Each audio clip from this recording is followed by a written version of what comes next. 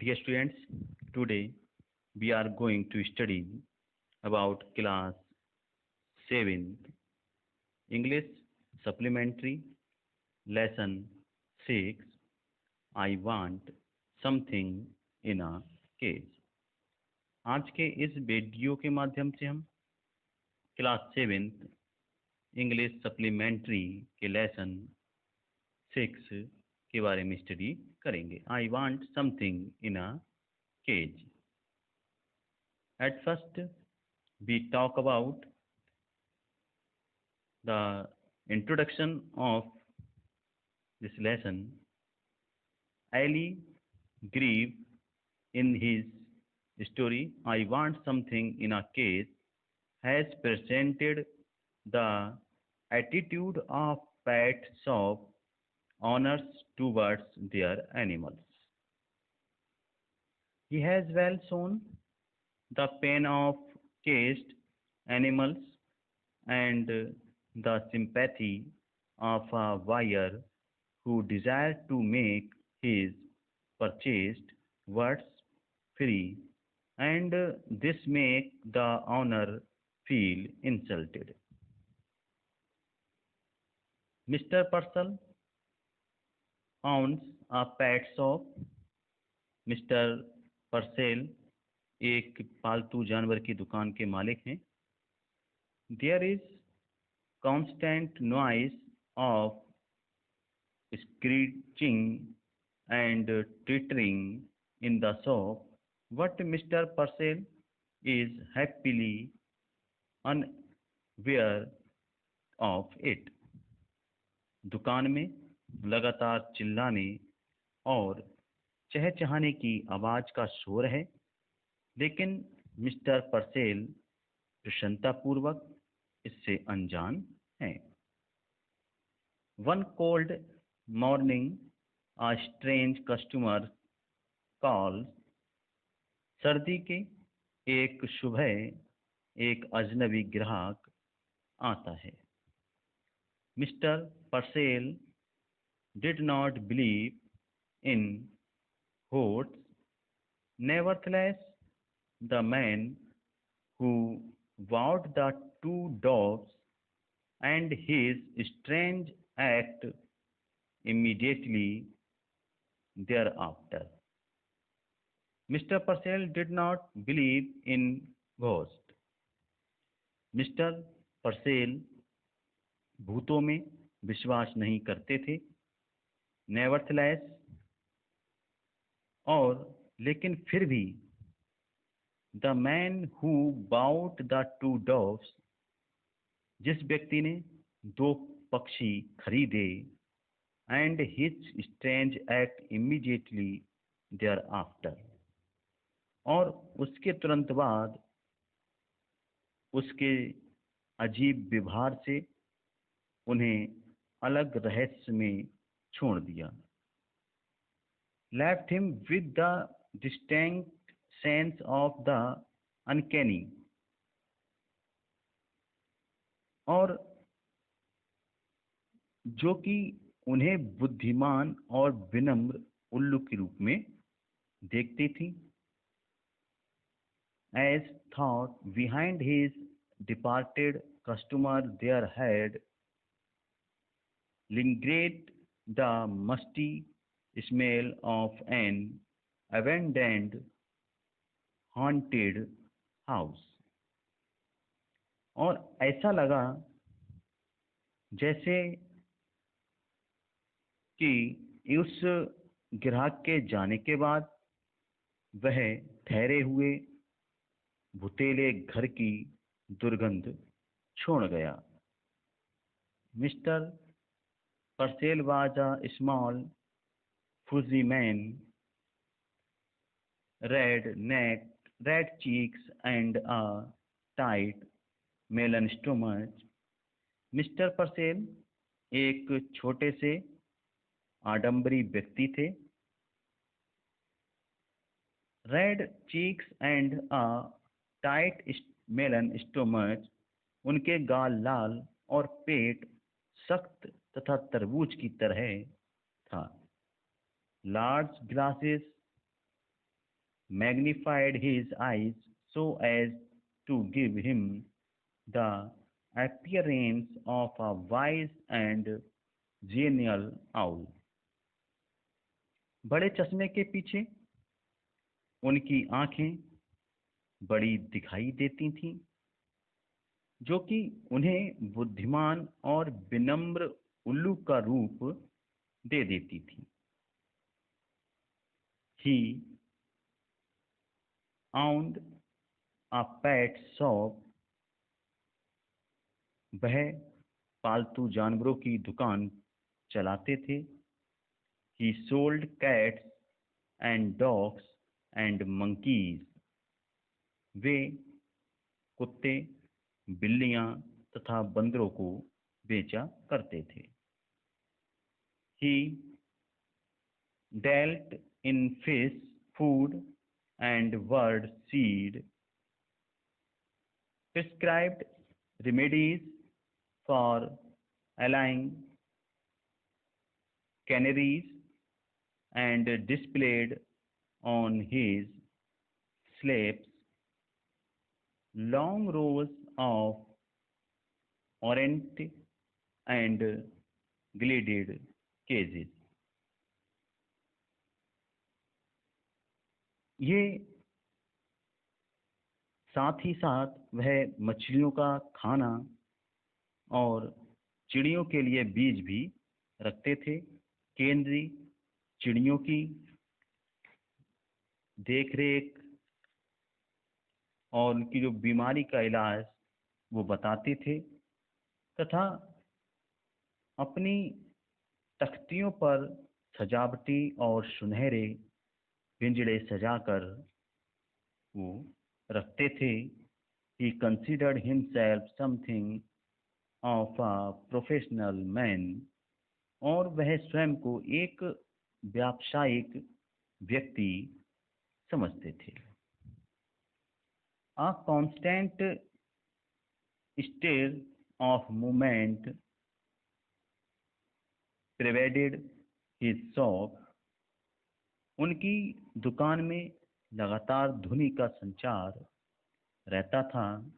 Whisper, Twitter, फुसफुसाती, चहक, शिली, wrestling, गोपनीय सरसराहट, स्क्रेल, cheap and sudden quacks, और चित्कार, चींची की आवाज और अचानक से तेज चीखें। उनकी दुकान में लगातार इनका संचार होता था। Small feet scampered in frantic circles. छोटे छोटे पैर पागल जैसे गोलाई में तेजी से भागते। At the pretended wild, weird, blending, seeking, और जैसे डरे हुए और घबराए हुए अंधों की तरह कुछ ढूंढ रहे हों। Crossing the slabs pulsed this endless flicker of life. यह अंतरहीन फरफराहट तख्तियों पर फैल जाती थी। What the customers who came in said, और जो कस्टमर, जो ग्राहक आते से कहते, are not they quit, are not they quit, वे प्यारे हैं। Look at that little cage, उस छोटे से पिंजड़े को देखो। They are sweet, वो बहुत अच्छे हैं, बहुत सुंदर हैं। Mister Purcell himself would smile and briskly rub his hands and emphatically shake his head. और मिस्टर परसेल मुस्कुराते हुए अपने हाथों को जल्दी जल्दी मलते थे और अपना सिर जोर से हिलाते थे। Each morning, when the routine of opening his shop was completed, each morning, हर सुबह, it was the when the routine of opening the his shop was completed, हर सुबह जब दुकान खोलने का नित्य कार्य पूरा हो जाता था, तो it was the proprietor's custom to perch on a high stool behind the counter, unfold his morning paper, and digest the day's news. हर सुबह जब दुकान खोलने का नित्य कार्य पूरा हो जाता, तो इसके मालिक नियमानुसार एक ऊंचे स्टूल पर अपने काउंटर के पीछे बैठ जाते थे और सुबह का अखबार पलटते थे और सारे दिन की खबर पढ़ते और समझते थे। As he read would smack, अखबार पढ़ते हुए कभी वह मुस्कुराते, frown reflectively purse his lips, कभी अपने भौं को चढ़ाते, knowingly lift his eyebrows nod in grave agreement. अखबार पढ़ते हुए विभिन्न प्रकार की जो एक्सप्रेशंस थे उनके, वो दिखाते थे।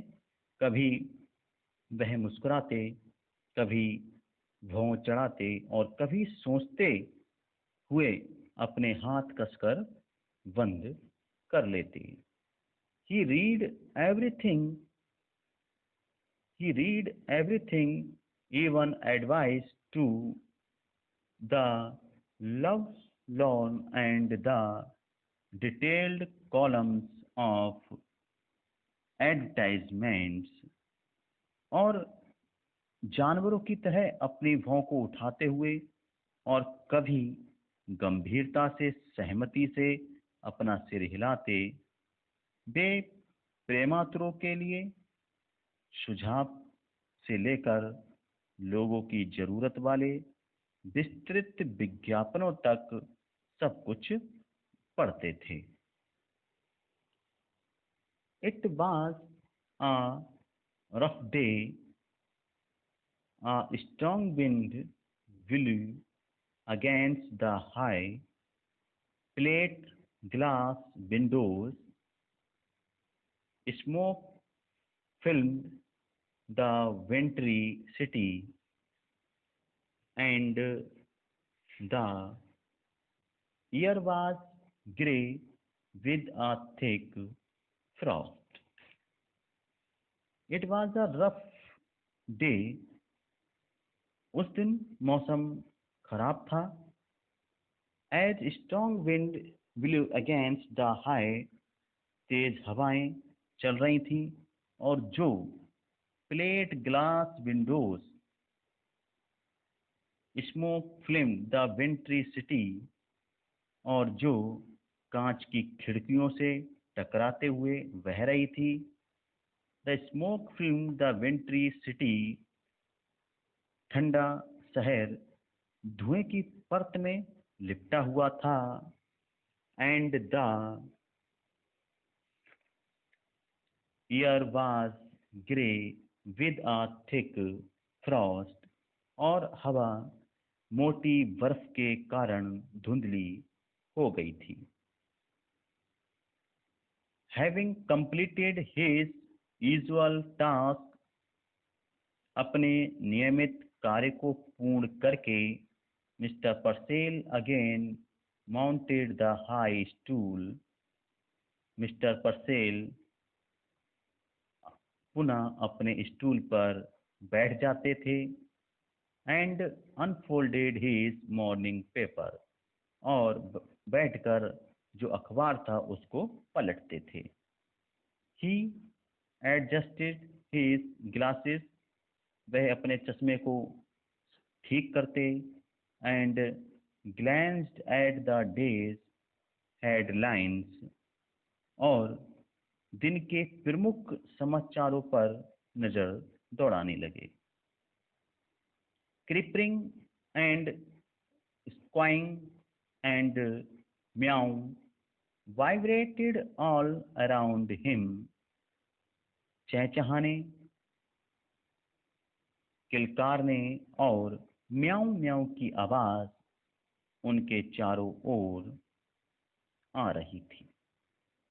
Yet Mr. Purcell heard it no more than he would have heard the monotonous ticking of a familiar clock. लेकिन मिस्टर परसेल उसे इतना सुन रहे थे जितना कि वह किसी घड़ी की टिक टिक को सुनते हैं। There was a bell over the door that jingled whenever a customer entered. जब भी उनकी दुकान में कोई ग्राहक घुसता तो उनके दरवाजे की घंटी बजने लगती थी।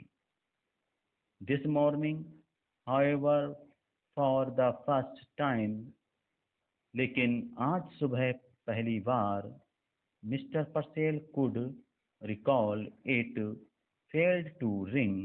मिस्टर परसेल को याद आया कि घंटी नहीं बजी।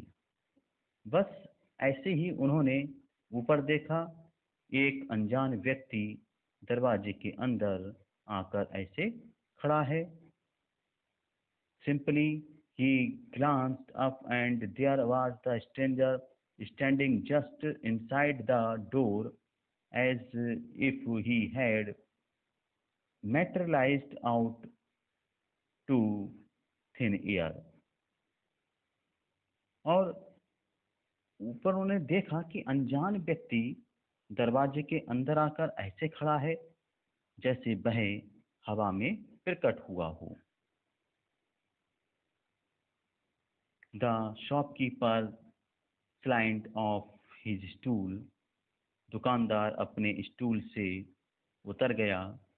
From the first instant he knew instinctively, पहले ही क्षण में से उन्हें अपने अंतःप्रेरणा से ऐसा लगा कि that the man hated him, कि वह व्यक्ति अकारण ही उनसे नफरत करता था।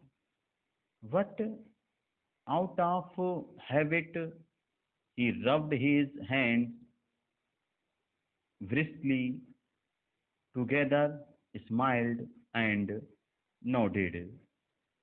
लेकिन अपनी आदत के अनुसार उन्होंने जल्दी जल्दी अपने हाथ मले एंड स्माइल्ड एंड नोडेड, मुस्कुराए और सिर हिलाया। Good morning, he beamed, what I can do for you. Good morning, सुबह की नमस्ते, नमस्कार। ही वेन बीम्ड, वह मुस्कुराए। What can I do for you, और उन्होंने कहा what can I do for you, मैं आपके लिए क्या कर सकता हूँ।